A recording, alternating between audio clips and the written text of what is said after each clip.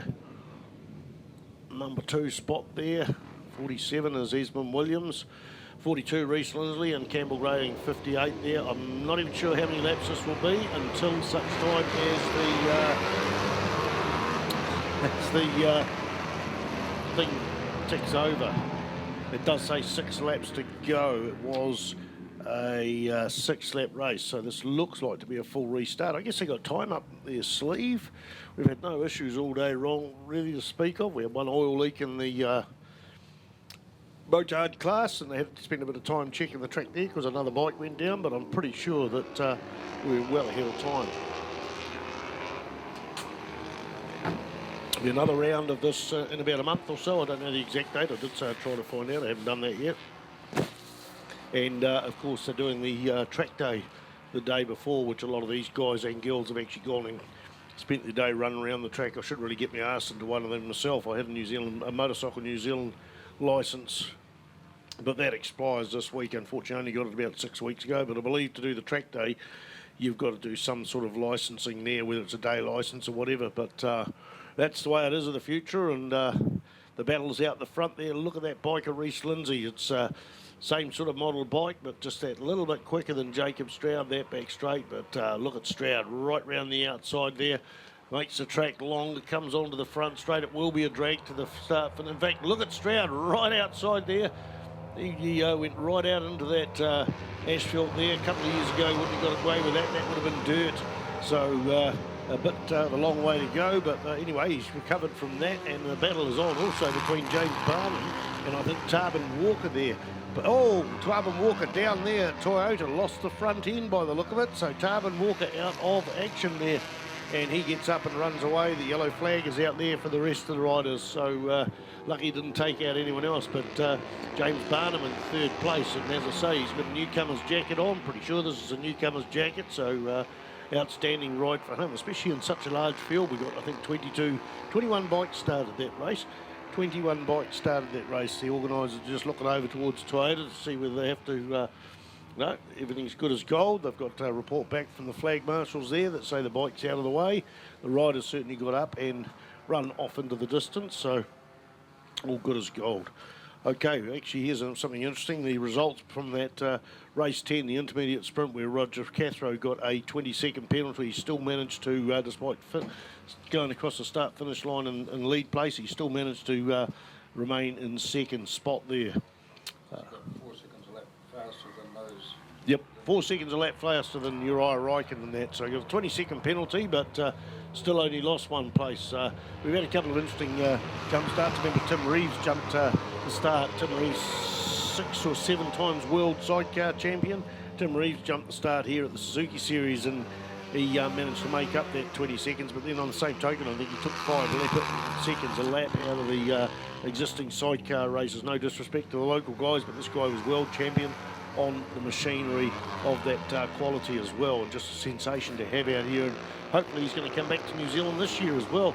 Didn't have the best of TTs. He was out in race 2 there at the Isle of Man. They had a fuel problem in the first race in the sidecars. He has won TTs before, and it was a bit disappointing. They had a fuel pump problem or fuel supply problem. They sorted that out during the week, and after a couple of laps he was out of that race. The battle's still on out the front, and Reece Lindsay's got that power down the centre straight, but Stroud goes up high. They're bloody even for braking. Well, I'm not supposed to say the word bloody, or actually no one to mention it, so even for braking, but and coming out of the corner, they both went up high, and it's almost like Reece Lindsay pushed Stroud up high into Higgins. So I don't think that was intentional. He had the line. It's up to Stroud to try and pass, but that's handed the lead, well, made Reece Lindsay maintain the lead. Just 2 laps to go. Jacob Stroud, the quickest man on the track, a 22.7, a 23.006 for Reece Lindsay with 22.828. So Esmond, well, look at him, he's right on the tail of him. He's in the 22.8s. In fact, Esmond Williams just set the fastest lap on the 22.3.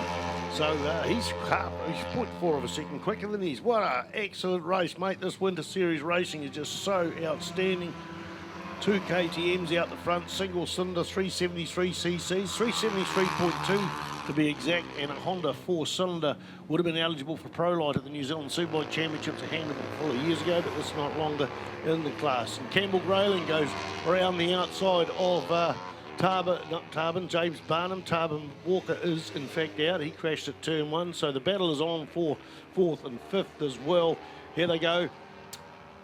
Barnum went up high. Barham, went up high, coming out of that corner there, out of the hairpin, and Grayling's tucked in behind him. But the bike of Barham's, a R3 Yamaha, is just that little bit quicker, a 320cc bike. The lead bike's coming out of the Higgins corner for the Junior Trophy here. Haven't even had time to tell you who's sponsoring it, sorry, but I think it's a Vic Club sponsored one. The lead bike's out there. It is Reece Lindsay in the front. It's going to be out to what Stroud can do. Is he going to get in the way? Can he go around the outside? We saw him go around the outside earlier on, but he ran really wide on the track, and I think this race is going to go to Reece Lindsay. I don't know that Jacob Stroud, no, he's not going to be able to pop out there, but what an outstanding race from Reece Lindsay there. But it was still Esmond Williams. It's not even the finish, is it? Sorry. Lap four, sorry. Esmond Williams still the fastest man on the track, and there's another bike amongst them, but that is one of the back markers, so they all go around the outside of him or her. Don't know who that is. That doesn't feature further down there as going across the start-finish line, and the battle's still going on for 4th and 5th between James Barnum and Campbell Grayling. Often you can only see one. Here comes Grayling up on the inside in the 58 bike. What a lovely move. Gains about 5 bike lengths. Runs it wide coming out of turn 3, but tucks it back in and around that back marker. What a graceful ride. Although aggressive, graceful. I don't know whether I've used either of those words. Graceful is certainly not in my normal vocabulary. Oh, it gets colourful, doesn't it? No, not really.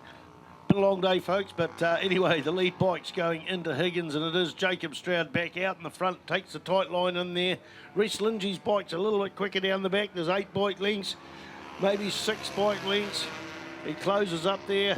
It will be Jacob Stroud, the better man on the brakes down in here, but Reece Lindsay goes up on the inside. Yeah, brakes a little bit later, does Jacob Stroud then. Side by side across the start-finish straight. That was 77 and 10 with just 1,000ths of a second between them. 1,000th of a second between JP Sabritz and Jason Musgrove. So it races all the way through the races. 1,000ths of a second, incredible. All right, those 3 lead bikes go in there. It's going to be interesting once those 3 lead bikes come across those lappers there further down, the 2 bikes I was mentioning. And I think both of those guys are wearing yellow vests, so that's pretty outstanding racing and shows that they've got the quality to run side by side with each other or other competitors. And yeah, those 3 lead bikes are going to carve those guys up there, and they're having their own little battle as well. So races everywhere. Where's this other race between Campbell Grayling and Campbell Grayling's out. Campbell Grayling has disappeared off the face of the earth. I don't know where he's disappeared. That was a shame. That was Campbell Grayling versus James Barnum. So Barnum out there on his own coming out of the hip. And here's that battle of the 3 bikes have got past those lappers there. They'll be going down there. They'll see it all the way to the start-finish line in this restarted Junior Trophy.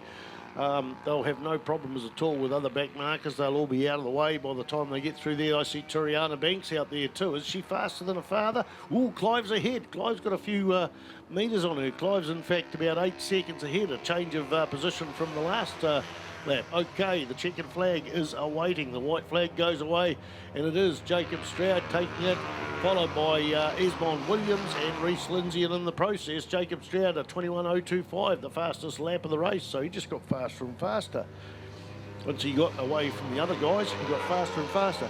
Those 2 other bikes, Sabretts and Musgrave, I think, swapped around 27,000ths of a second. So they might be at the tail end. They might be doing 20 seconds slower than the lead bike, but a hell of a good battle going on there. Now, where's that graceful crasher or graceful puller out?